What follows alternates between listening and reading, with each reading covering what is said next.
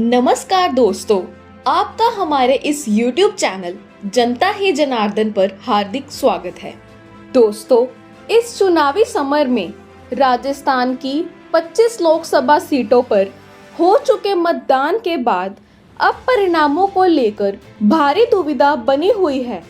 राजनीतिक विशेषज्ञों का मानना है कि कम मतदान भाजपा के लिए नुकसानदेह हो सकता है।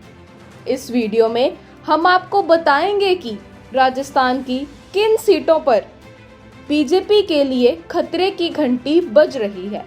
वीडियो पसंद आए तो आप हमारे इस चैनल को सब्सक्राइब करें, वीडियो को शेयर व लाइक भी करें। दोस्तों, वर्ष 2024 के लोकसभा चुनावों के लिए राजस्थान की कुल 25 सीटों के लिए पहले 2 चरणों में मतदान हो चुका है। भले ही चुनाव परिणाम 4 जून को आएंगे, लेकिन नतीजों को लेकर प्रदेश ही नहीं बल्कि पूरे देश के चर्चाओं का बाजार गर्म है। सट्टा बाजार भी राजस्थान में भाजपा की कुछ सीटें घटने का अनुमान लगाकर चल रहा है। आओ जानते हैं कि जातिगत समीकरणों के लिहाज से किन सीटों पर कड़ा मुकाबला है तथा किस किस सीट पर भाजपा को नुकसान भी उठाना पड़ सकता है। सबसे पहली सीट है बाड़मेर, जो आजाद प्रत्याशी रविंदर सिंह भाटी के कारण पूरे देश में मशहूर हो गई। इस सीट पर तिकोना मुकाबला है। रविंदर सिंह भाटी ठाकुर समाज से आते हैं। उन्होंने भाजपा से लोकसभा का टिकट मांगा था, लेकिन जब टिकट नहीं मिला तो वे आजाद उम्मीदवार के तौर पर मैदान में कूद गए। गुजरात की सीमा से सटे बाड़मेर में बीजेपी ने कैलाश चौधरी और कांग्रेस ने उमेदा राम बेनीवाल को मैदान में उतारा है। भाटी वर्तमान में शिव विधानसभा से विधायक हैं तथा ठाकुरों के साथ साथ उन्हें युवाओं का भी काफी समर्थन प्राप्त हुआ था। उधर भाजपा व कांग्रेस के प्रत्याशी जाट बिरादरी से संबंध रखते हैं। जानकारों का मानना है कि ठाकुरों की एक मुश्त वोट यदि भाटी को मिली तो भाजपा के कैलाश चौधरी को इस चुनाव में नुकसान उठाना पड़ सकता है। दोस्तों, इस लोकसभा चुनाव में बांसवाड़ा सीट पर कुल 8 उम्मीदवार मैदान में हैं।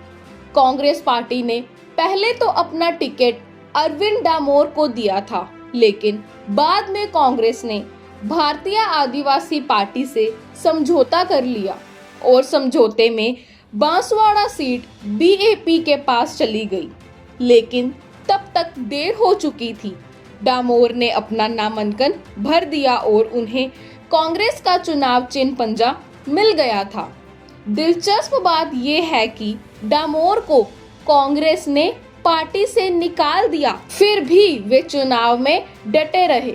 यहाँ बीएपी के राजकुमार रोट और भाजपा के महेंद्रजीत मालविया मैदान में हैं। अरविंद डामोर के चुनाव मैदान से न हटने के कारण बांसवाड़ा में जानकार तिकोना मुकाबला मान रहे हैं।